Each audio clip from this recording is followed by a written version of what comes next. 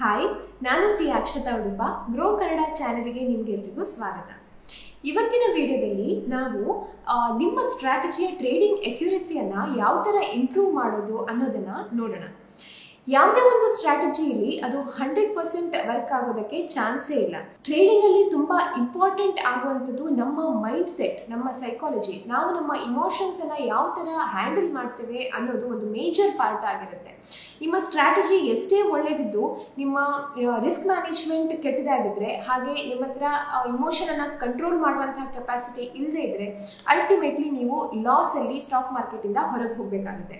ಇದೇ reason 99% of the beginners stock ಮಾರ್ಕೆಟಲ್ಲಿ sustain ಆಗೋದಕ್ಕೆ ಸಾಧ್ಯ ಆಗೋದಿಲ್ಲ. ನಿಮ್ಮ ಹತ್ರ ಯಾವುದೋ ಒಂದು ಪರ್ಟಿಕ್ಯುಲರ್ ಸ್ಟ್ರಾಟಜಿ ಇದ್ದು ಅದರಲ್ಲಿ ಔಟ್ ಆಫ್ 10 ಟ್ರೇಡ್ಸ್ 7 ಟ್ರೇಡ್ಸ್ ನಿಮಗೆ ಲಾಸ್ ಕೊಟ್ಟು 3 ಟ್ರೇಡ್ ನಿಮಗೆ ಒಳ್ಳೆ ಪ್ರಾಫಿಟನ್ನು ಕೊಟ್ಟರೆ ಅಲ್ಟಿಮೇಟ್ ಆಗಿ ನೀವು ಪ್ರಾಫಿಟಲ್ಲಿ ಇರ್ತೀರಾ. ಬಟ್ ಅದರ ಸಸ್ಟೈನೇಬಿಲಿಟಿ ಕಮ್ಮಿ ಇರುತ್ತೆ.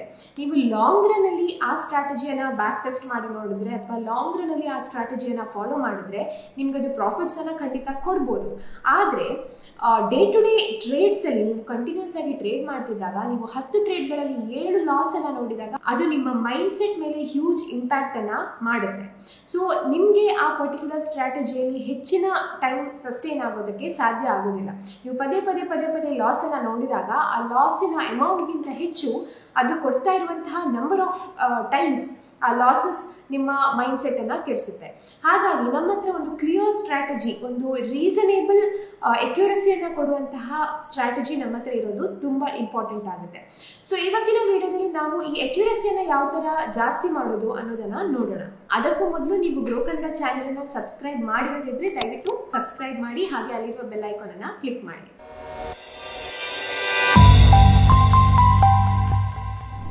ನೀವಿಲ್ಲಿ ಸ್ಕ್ರೀನ್ ಮೇಲೆ ಟ್ರೆಂಟ್ ಅನ್ನೋ ಸ್ಟಾಕಿನ ಚಾರ್ಟನ್ನು ನೋಡ್ತಾ ಇರ್ಬೋದು. ಸೊ ಈ ಸ್ಟಾಕನ್ನು ನೀವು ಅಬ್ಸರ್ವ್ ಮಾಡಿದ್ರೆ ಲಾಂಗ್ ಟೈಮ್ ಫ್ರೇಮಲ್ಲಿ, ಅಂದರೆ ನಾನಿಲ್ಲಿ ಮಂತ್ಲಿ ಟೈಮ್ ಫ್ರೇಮನ್ನು ತಗೊಂಡಿದ್ದೇನೆ. ಸೊ ಮಂತ್ಲಿ ಟೈಮ್ ಫ್ರೇಮನ್ನು ತಗೊಂಡಾಗ ಫಸ್ಟ್ ಫ್ಯೂ ಇಯರ್ಸ್ ಇದು ಫ್ಲ್ಯಾಟ್ ಆಗಿತ್ತು. ನೀವಿಲ್ಲಿ ನೋಡ್ಬೋದು ಅರೌಂಡ್ 2012ಇಂದ 2020 ತನಕ ನಾವು ಯಾವುದೇ ರೀತಿಯ ದೊಡ್ಡ ಮೂಮೆಂಟನ್ನು ಈ ಸ್ಟಾಕಲ್ಲಿ ನೋಡ್ತಾ ಇಲ್ಲ. ಬಟ್ 2020 ನಂತರ ನೀವು ನೋಡಿದ್ರೆ ಇದೊಂದು ಒಳ್ಳೆಯ ರ್ಯಾಲಿಯನ್ನು ಕೊಡ್ತಾ ಇದೆ. ಆಲ್ಮೋಸ್ಟ್ 500 ಪಾಯಿಂಟ್ಸಿಂದ ಅದು 2900 ಪಾಯಿಂಟ್ಸ್ ತನಕ ಒಳ್ಳೆ ರ್ಯಾಲಿಯನ್ನು ಮಾಡಿದೆ. ಸೊ ಈ ಲಾರ್ಜರ್ ಟೈಮ್ ಫ್ರೇಮಲ್ಲಿ ನೀವು ಒಂದು ಸ್ಟಾಕನ್ನು ನೋಡಿದಾಗ ಕ್ಲಿಯರ್ ಆಗಿ ಅದರ ಟ್ರೆಂಡ್ ನಿಮಗೆ ನೋಡ್ಲಿಕ್ಕೆ ಸಿಗುತ್ತೆ. ಅಂದರೆ ನೀವು ಯಾವುದೇ ಒಂದು ಟ್ರೇಡನ್ನು ಮಾಡುವಾಗ ಲಾಂಗರ್ ಟೈಮ್ ಫ್ರೇಮಲ್ಲಿ ಆ ಪರ್ಟಿಕ್ಯುಲರ್ ಸ್ಟಾಕಿನ ಟ್ರೆಂಡ್ ಏನು ಅನ್ನೋದನ್ನು ನೋಡಿದ್ರೆ ನಿಮ್ಮ ಟ್ರೇಡಿಂಗ್ ಎಕ್ಯುರಸಿಯನ್ನು ನೀವು ಜಾಸ್ತಿ ಮಾಡ್ಕೊಳ್ಳೋಕ್ಕೆ ಇದು ಹೆಲ್ಪ್ ಆಗುತ್ತೆ. ಸೊ ಮೊದಲಿಗೆ ನೀವು ಮಂತ್ಲಿ ಟೈಮ್ ಫ್ರೇಮಲ್ಲಿ ಆ ಸ್ಟಾಕಿನ ಟ್ರೆಂಡನ್ನು ನೋಡಬೇಕು. ನೆಕ್ಸ್ಟ್ ಇದು ಅಪ್ ಟ್ರೆಂಡಲ್ಲಿದೆ ಅನ್ನೋದು ಕನ್ಫರ್ಮ್ ಆದಾಗ ನೀವು ನೆಕ್ಸ್ಟ್ ಟೈಮ್ ಫ್ರೇಮ್ ಅಂದರೆ ವೀಕ್ಲಿ ಟೈಮ್ ಫ್ರೇಮಿಗೆ ಹೋಗಿ ಅದರ ಮೂಮೆಂಟನ್ನು ನೋಡಬೇಕು. ಸೊ ಇಲ್ಲಿ ನಾವು ವೀಕ್ಲಿ ಟೈಮ್ ಫ್ರೇಮಲ್ಲಿ ನೋಡಿದ್ರು ಕೂಡ ರೀಸೆಂಟ್ ಫ್ಯೂ ವೀಕ್ಸಲ್ಲಿ ಇದು ಒಳ್ಳೆಯ ರ್ಯಾಲಿಯನ್ನು ಕೊಟ್ಟಿದೆ, ಅಂದರೆ ಇದು ಕ್ಲಿಯರ್ ಅಪ್ ಟ್ರೆಂಡಲ್ಲಿದೆ. ನೆಕ್ಸ್ಟ್ ಇನ್ನೂ ಸ್ವಲ್ಪ ಶಾರ್ಟರ್ ಟೈಮ್ ಫ್ರೇಮ್ ಆದಂತಹ ಡೈಲಿ ಟೈಮ್ ಫ್ರೇಮಿಗೆ ಹೋಗೋಣ. ಸೊ ಡೈಲಿ ಟೈಮ್ ಫ್ರೇಮ್ ಕೂಡ ಈ ಪರ್ಟಿಕ್ಯುಲರ್ ನಮ್ಮ ಅನಾಲಿಸಿಸನ್ನು ಪ್ರೂವ್ ಮಾಡ್ತಾ ಇದೆ, ಅಂದರೆ ಕನ್ಫರ್ಮ್ ಮಾಡ್ತಾ ಇದೆ. ನಾವು ಯಾವುದೇ ಒಂದು ಟ್ರೇಡನ್ನು ತಗೊಂಡಾಗ ಮಲ್ಟಿಪಲ್ ಕನ್ಫರ್ಮೇಷನ್ಸನ್ನು ನಾವು ತಗೊಂಡಷ್ಟು ನಮ್ಮ ಎಕ್ಯುರಸಿ ಜಾಸ್ತಿ ಆಗುತ್ತೆ. ಸೊ ಇಲ್ಲಿ ನೀವು ನೋಡಿದ್ರೆ ಮಂತ್ಲಿ ಟೈಮ್ ಫ್ರೇಮಲ್ಲಿ ಈ ಸ್ಟಾಕ್ ಅಪ್ ಟ್ರೆಂಡಲ್ಲಿದೆ, ವೀಕ್ಲಿ ಟೈಮ್ ಫ್ರೇಮಲ್ಲಿ ಕೂಡ ಈ ಸ್ಟಾಕ್ ಅಪ್ ಟ್ರೆಂಡಲ್ಲಿದೆ, ಡೈಲಿ ಟೈಮ್ ಫ್ರೇಮಲ್ಲಿ ಕೂಡ ಕನ್ಫರ್ಮ್ ಆಗಿ ಈ ಸ್ಟಾಕ್ ಅಪ್ ಟ್ರೆಂಡಲ್ಲಿ ಮೂವ್ ಆಗ್ತಾ ಇದೆ. ಸೊ ಈಗ ಶಾರ್ಟರ್ ಟೈಮ್ ಫ್ರೇಮ್ ಆದಂತಹ 30 ಮಿನಿಟ್ಸಿಗೆ ನಾವು ಬರೋಣ. ಸೊ ಇಲ್ಲಿ ನೀವು 30 ಮಿನಿಟ್ಸ್ ಹಾಕಿ ನೋಡಿದ್ರೆ ಇಲ್ಲಿ ಕೂಡ ಈ ಸ್ಟಾಕ್ ಕಂಟಿನ್ಯೂಸ್ ಆಗಿ ಅಪ್ ಟ್ರೆಂಡಲ್ಲೇ ಇದೆ. ಬಟ್ ಇಲ್ಲಿ ನೀವು ನೋಡ್ಬೋದು ಒಂದು ಸಣ್ಣ ಪುಲ್ ಬ್ಯಾಕ್ ಆಗಿದೆ. ನೀವಿಲ್ಲಿ ಈ ಬರೀ 30 ಮಿನಿಟ್ಸ್ ಟೈಮ್ ಫ್ರೇಮನ್ನು ಕನ್ಸಿಡರ್ ಮಾಡಿ ಟ್ರೇಡ್ ಮಾಡಿದ್ರೆ ನೀವು ಈ ಪುಲ್ ಬ್ಯಾಕನ್ನು ನೋಡಿಕೊಂಡು ಸ್ಟಾಕ್ ಈಗ ಡೌನ್ ಟ್ರೆಂಡಲ್ಲಿದೆ ಅಂತ ನೀವು ಎಸ್ಯೂಮ್ ಮಾಡ್ಬೋದು. ಸೊ ಈ ಡೌನ್ ಟ್ರೆಂಡಲ್ಲಿ ಸ್ಟಾಕ್ ಇದ್ದಾಗ ನೀವಿಲ್ಲಿ ಶಾರ್ಟಿಂಗನ್ನು ಮಾಡ್ಬೋದು, ಅಂದರೆ ಸೆಲ್ ಎಂಟ್ರೀಸನ್ನು ತಗೊಳ್ಬೋದು. ಬಟ್ ಇಲ್ಲಿ ನಿಮ್ಮ ಎಕ್ಯುರಸಿ ಕಮ್ಮಿ ಆಗೋ ಚಾನ್ಸಸ್ ಇರುತ್ತೆ. ಯಾಕಂದರೆ ಈ ಸ್ಟಾಕಿನ ಮೈನ್ ಟ್ರೆಂಡ್ ಅಪ್ ಟ್ರೆಂಡ್ ಆಗಿದ್ದಾಗ ನೀವು ಸೆಲ್ ಟ್ರೇಡನ್ನು ತಗೊಂಡ್ರೆ ಇಲ್ಲಿ ಲಾಸ್ ಆಗುವಂತಹ ಚಾನ್ಸಸ್ ಜಾಸ್ತಿ ಇರುತ್ತೆ. ಸೊ ಯಾವಾಗ ಒಂದು ಸ್ಟಾಕ್ ಅಪ್ ಟ್ರೆಂಡಲ್ಲಿ ಇರುತ್ತೋ in the larger time frame ನೀವು ಶಾರ್ಟರ್ ಟೈಮ್ ಫ್ರೇಮಲ್ಲಿ ಕೂಡ ಲಾಂಗ್ ಎಂಟ್ರೀಸ್ಗಳನ್ನೇ ನೋಡಬೇಕು, ಅಂದರೆ ಬೈಯಿಂಗ್ ಆಪರ್ಚುನಿಟೀಸನ್ನು ಮಾತ್ರ ನೀವಿಲ್ಲಿ ಕನ್ಸಿಡರ್ ಮಾಡಬೇಕು. ಸೊ ಈ ಪುಲ್ ಬ್ಯಾಕ್ಗಳನ್ನು ನೀವು ಅವಾಯ್ಡ್ ಮಾಡಿ ಬೈಯಿಂಗ್ ಎಂಟ್ರೀಸನ್ನು ಮಾತ್ರ ನೋಡಬೇಕು. ಅಂದರೆ ಫಾರ್ ಎಕ್ಸಾಂಪಲ್ ನೀವು ಇಲ್ಲಿ ಸೂಪರ್ ಟ್ರೆಂಡ್ ಇಂಡಿಕೇಟರನ್ನು ಯೂಸ್ ಮಾಡ್ತಾ ಇದ್ರೆ ಇಲ್ಲಿ ಈ ಸೂಪರ್ ಟ್ರೆಂಡ್ ಬೇಸಿಸ್ ಮೇಲೆ ನೀವು ಟ್ರೇಡ್ ಮಾಡುವಾಗ ನೀವು ಬೈ ಎಂಟ್ರೀಸನ್ನು ಮಾತ್ರ ತಗೊಳ್ಬೇಕು. ನಿಮ್ಗೆ ಇಲ್ಲಿ ಸೆಲ್ ಎಂಟ್ರೀಸ್ ಬಂದರೂ ಕೂಡ ನೀವು ಅದನ್ನು ಇಗ್ನೋರ್ ಮಾಡಬೇಕು. ಈ ಥರ ಮಾಡೋದ್ರಿಂದ ನೀವು ಒಂದು ಪರ್ಟಿಕ್ಯುಲರ್ ಸ್ಟ್ರಾಟಜಿಯ ಎಕ್ಯುರಸಿಯನ್ನು ಜಾಸ್ತಿ ಮಾಡ್ಬೋದು. ನಿಮ್ಮ ಸ್ಟ್ರಾಟಜಿ ಯಾವುದೇ ಇರಲಿ, ನೀವು ಆ ಪರ್ಟಿಕ್ಯುಲರ್ ಸ್ಟಾಕಿನ ಲಾರ್ಜರ್ ಟೈಮ್ ಫ್ರೇಮಿನ ಟ್ರೆಂಡನ್ನು ಐಡೆಂಟಿಫೈ ಮಾಡಿ ಅದರ ಬೇಸಿಸ್ ಮೇಲೇ ಟ್ರೇಡ್ ಮಾಡಿದಾಗ ನಿಮ್ಮ ಪ್ರಾಫಿಟಬಿಲಿಟಿ ಕೂಡ ಜಾಸ್ತಿ ಆಗುತ್ತೆ. ಒಂದನೇದು. ಎರಡನೇದು, ನೀವು ಸಪೋರ್ಟ್ ಝೋನ್ಗಳಲ್ಲಿ ಕೂಡ ಟ್ರೇಡ್ಸನ್ನು ತಗೊಳ್ಬೋದು. ಅಂದರೆ ಫಾರ್ ಎಕ್ಸಾಂಪಲ್ ಇಲ್ಲಿ ನೀವು ಅಬ್ಸರ್ವ್ ಮಾಡಿದ್ರೆ ಈ ಲೆವೆಲ್ ಒಂದು ಮೇಜರ್ ಲೆವೆಲ್ ಆಗಿದೆ. ಇದು ಕಂಟಿನ್ಯೂಸ್ ಆಗಿ ರೆಸಿಸ್ಟೆನ್ಸ್ ಆಗಿ ವರ್ಕ್ ಆಗ್ತಾ ಇತ್ತು. ಸೊ ಈಗ ಈ ಲೆವೆಲ್ ಸಪೋರ್ಟ್ ಆಗಿ ವರ್ಕ್ ಆಗುವ ಚಾನ್ಸಸ್ ಜಾಸ್ತಿ ಇರುತ್ತೆ. ಸೊ ನೀವು ಇಲ್ಲಿ ಟ್ರೇಡ್ಗಳನ್ನು ತಗೊಳ್ಳೋ ಬದಲು ಸ್ಟಾಕ್ ಮತ್ತೆ ಈ ಲೆವೆಲಿಗೆ ಬಂದಾಗ ನೀವು ಟ್ರೇಡನ್ನು ತಗೊಳ್ಬೋದು. ಸೊ ಸ್ಟ್ರಾಂಗ್ ಸಪೋರ್ಟ್ ಲೆವೆಲ್ಸಲ್ಲಿ ನೀವು ಟ್ರೇಡ್ಸನ್ನು ತಗೊಂಡಾಗ ಅಲ್ಲಿಂದ ಸ್ಟಾಕ್ ಬೌನ್ಸ್ ಬ್ಯಾಕ್ ಆಗುವ ಚಾನ್ಸಸ್ ಜಾಸ್ತಿ ಇರುತ್ತೆ. ಸೊ ಈ ಸ್ಟಾಕಲ್ಲಿ ಬರೀ ಬೈ ಎಂಟ್ರೀಸನ್ನು ಮಾತ್ರ ನೀವು ತಗೊಳ್ಳುವಂಥದ್ದು.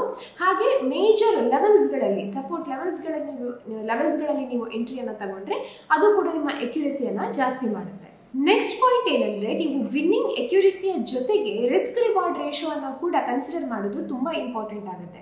ಫಾರ್ ಎಕ್ಸಾಂಪಲ್ ನೀವು ಇಲ್ಲಿ ಚಾರ್ಟನ್ನು ನೋಡ್ಬೋದು. ಇಲ್ಲಿ 3 ಸ್ಟ್ರಾಟಜಿಗಳಲ್ಲಿ ಬೇರೆ ಬೇರೆ ಎಕ್ಯುರಸಿ ಇದೆ.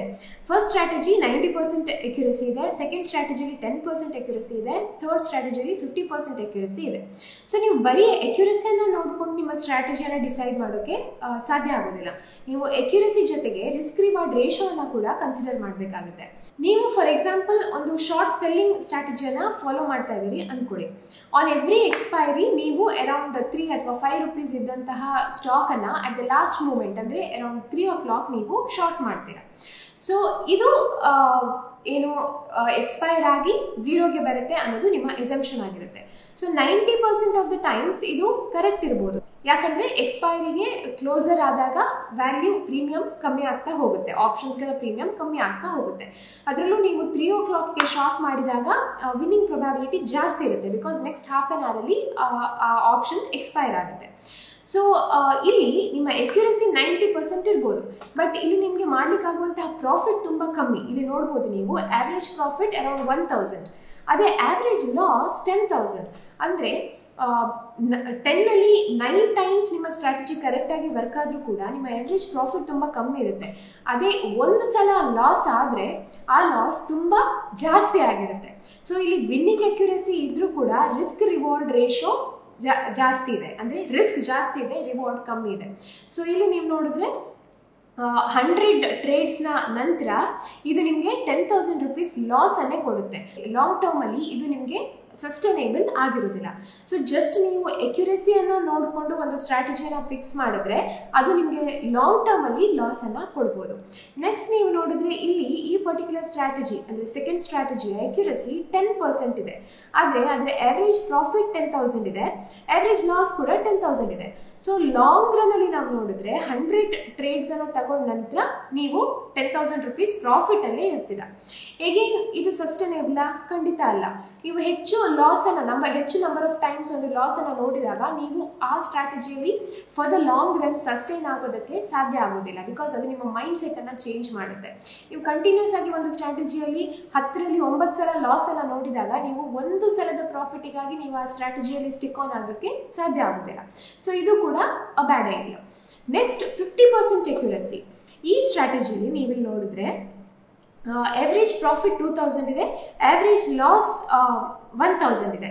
ಬಟ್ 100 ಟ್ರೇಡ್ಸ್ ನೀವು ತಗೊಂಡಾಗ ನೀವು ಅಲ್ಟಿಮೇಟ್ಲಿ 50,000 ರೂಪೀಸ್ ಪ್ರಾಫಿಟಲ್ಲಿ ಇರ್ತೀರಾ. ಸೊ ಇಲ್ಲಿ ಎಕ್ಯುರಸಿ 50% ಇದ್ರೂ ಕೂಡ ಇಲ್ಲಿ ನೀವು ರಿಸ್ಕ್ ರಿವಾರ್ಡ್ ರೇಷೋ ನೋಡಿದ್ರೆ ಇದು 2:1 ಇದೆ. ನಿಮ್ಮ ಸಕ್ಸಸ್ ಅಂದರೆ ಪ್ರಾಫಿಟ್ 2 ಇರುತ್ತೆ, ಹಾಗೆ ನಿಮ್ಮ ಲಾಸ್ ಆದರೆ ನಿಮ್ಮ ಲಾಸ್ 1 ಇರುತ್ತೆ, 1 ಪಾರ್ಟ್ ಇರುತ್ತೆ. ಸೊ ರಿಸ್ಕ್ ರಿವಾರ್ಡ್ ರೇಷೋ 1:2 ಅಂದರೆ ರಿಸ್ಕ್ 1 ರಿವಾರ್ಡ್ 2 ಆದಾಗ 50% ಎಕ್ಯುರಸಿಯಲ್ಲಿ ಕೂಡ ನೀವು ಒಳ್ಳೆಯ ಪ್ರಾಫಿಟನ್ನು ನೋಡೋದಕ್ಕೆ ಸಾಧ್ಯ ಆಗುತ್ತೆ. ಸೊ ಜಸ್ಟ್ ನೀವು ಎಕ್ಯುರಸಿಯನ್ನು ನೋಡಿಕೊಂಡು ಒಂದು ಸ್ಟ್ರಾಟಜಿಯನ್ನು ಡಿಸೈಡ್ ಮಾಡೋದಕ್ಕೆ ಸಾಧ್ಯ ಆಗೋದಿಲ್ಲ. ಯಾವುದೇ ಒಂದು ಸ್ಟ್ರಾಟಜಿಲಿ ಅದು 100% ಎಕ್ಯುರಸಿಯನ್ನು ಖಂಡಿತ ಕೊಡೋದಿಲ್ಲ. ಸೊ ರಿಸ್ಕ್ ರಿವಾರ್ಡ್ ರೇಷೋ ಹಾಗೂ ಎಕ್ಯುರಸಿ ಎರಡೂ ಕೂಡ ಬ್ಯಾಲೆನ್ಸ್ ಆಗಿದ್ದಾಗ ಅದು ನಿಮಗೆ ಪ್ರಾಫಿಟನ್ನು ಕೊಡುತ್ತೆ. ಸೊ ಇಲ್ಲಿ ಈ ಚಾರ್ಟ್ ಅನ್ನ ನೀವು ನೋಡಿದ್ರೆ ಇಲ್ಲಿ ಅಕ್ಯುರಸಿ ಪರ್ಸೆಂಟೇಜ್ ಇದೆ 20%, 30%, 40%, 50%, 60%. ಹಾಗೆ ಇಲ್ಲಿ ರಿಸ್ಕ್ ರಿವಾರ್ಡ್ ರೇಷಿಯೋ ಇದೆ. ಸೊ ನೀವು ಇಲ್ಲಿ ಅಬ್ಸರ್ವ್ ಮಾಡ್ಬೋದು, even with 50% accuracy 1:1 RR ratio ಅಲ್ಲಿ ಕೂಡ ಬ್ರೇಕ್ ಈವನ್ ಮಾಡ್ಬೋದು. ಅಂದರೆ ನಿಮ್ಮ ಅಕ್ಯುರಸಿ 50% ಇದ್ದು RR ರೇಷಿಯೋ ಚೆನ್ನಾಗಿದ್ರೆ 1:1 ಅಲ್ಲಿ ಕೂಡ ಇಲ್ಲಿ ಬ್ರೇಕ್ ಇವನ್ ಅನ್ನು ನಾವು ನೋಡ್ಬೋದು. ಹಾಗೆ ನಿಮ್ಮ ರಿವಾರ್ಡ್ ಜಾಸ್ತಿ ಆದ ಹಾಗೆ ಮತ್ತೆ ಎಲ್ಲ ಕಾಂಬಿನೇಷನ್ಸ್ ಕೂಡ ನಮ್ಗೆ ಇಲ್ಲಿ ಪ್ರಾಫಿಟ್ ಅನ್ನೇ ಕೊಡ್ತಾ ಇದೆ. ಸೊ ನಮಗೆ 100% ಅಕ್ಯುರಸಿ ಯಾವುದೇ ಒಂದು ಸ್ಟ್ರಾಟಜಿಯಲ್ಲಿ ನೋಡ್ಲಿಕ್ಕೆ ಸಿಗೋದಿಲ್ಲ. ಬಟ್ ರಿಸ್ಕ್ ರಿವಾರ್ಡ್ ರೇಷಿಯೋ ಹಾಗೂ ನಮ್ಮ ಅಕ್ಯುರಸಿಯ ಕಾಂಬಿನೇಷನ್ ಕರೆಕ್ಟ್ ಇದ್ದಾಗ ನಮಗೆ ಆ ಸ್ಟ್ರಾಟಜಿ ಒಳ್ಳೆಯ ಪ್ರಾಫಿಟ್ ಅನ್ನು ಕೊಡುತ್ತೆ. ಸೊ ಇದನ್ನು ಸಮ್ ಅಪ್ ಮಾಡಬೇಕಾದ್ರೆ ಒಳ್ಳೆಯ ಸ್ಟ್ರಾಟಜಿ, ಒಳ್ಳೆಯ ಅಕ್ಯುರಸಿ ಇರುವಂತಹ ಸ್ಟ್ರಾಟಜಿ, ಅದರ ಜೊತೆಗೆ ಒಳ್ಳೆಯ ರಿಸ್ಕ್ ರಿವಾರ್ಡ್ ರೇಷಿಯೋ ಕೂಡ ಇದ್ದು ನಮ್ಮ ಮೈಂಡ್ ಸೆಟ್ ಕೂಡ ಕರೆಕ್ಟ್ ಇದ್ದಾಗ ಅದು ನಮಗೆ ಪ್ರಾಫಿಟೇಬಲ್ ಟ್ರೇಡ್ಸ್ಗಳನ್ನು ಕೊಡುತ್ತೆ. ಸೊ ಬರೀ ಅಕ್ಯುರಸಿ ಚೆನ್ನಾಗಿದ್ದು ರಿಸ್ಕ್ ರಿವಾರ್ಡ್ ರೇಷಿಯೋ ಚೆನ್ನಾಗಿಲ್ದಿದ್ರೆ ಅಥವಾ ರಿಸ್ಕ್ ರಿವಾರ್ಡ್ ರೇಷಿಯೋ ಒಳ್ಳೆ ಇದ್ದು ಅಕ್ಯುರಸಿಯೇ ಇಲ್ದಿದ್ರೆ ಆ ಸ್ಟ್ರಾಟಜಿಯಲ್ಲಿ ಅದು ಕೂಡ ನಮಗೆ ಫೇಲಿಯರನ್ನು ಕೊಡುತ್ತೆ. ಸೊ ನಾವು ಒಂದು ಸ್ಟ್ರಾಟಜಿಯಲ್ಲಿ ಒಳ್ಳೆಯ ರಿಸ್ಕ್ ರಿವಾರ್ಡ್ ರೇಷಿಯೋ ಹಾಗೂ ಅಕ್ಯುರಸಿ ಎರಡನ್ನ ನೋಡಿಕೊಂಡು ನಮ್ಮ ಮೈಂಡ್ ಸೆಟ್ ಅನ್ನು ಕೂಡ ನಾವು ರೈಟ್ ಆಗಿ ಫಾರ್ಮ್ ಮಾಡಿಕೊಂಡು ಅದರ ಜೊತೆಗೆ ಪ್ರಾಪರ್ ರಿಸ್ಕ್ ಮ್ಯಾನೇಜ್ಮೆಂಟ್ ಅನ್ನು ಕೂಡ ಮಾಡಿದಾಗ ನಾವು ಲಾಂಗ್ ರನ್ ಅಲ್ಲಿ ಸ್ಟಾಕ್ ಮಾರ್ಕೆಟ್ ಅಲ್ಲಿ ಸಸ್ಟೈನ್ ಆಗೋದಕ್ಕೆ ಸಾಧ್ಯ ಆಗುತ್ತೆ.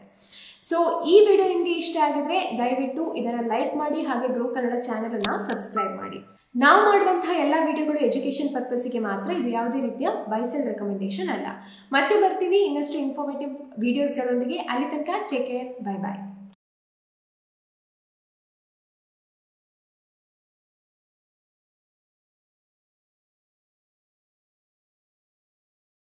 Investment in securities market are subject to market risks. Read all the related documents carefully before investing. Please read the risk disclosure documents carefully before investing in equity shares, derivatives, mutual fund, and or other instruments traded on the stock exchanges.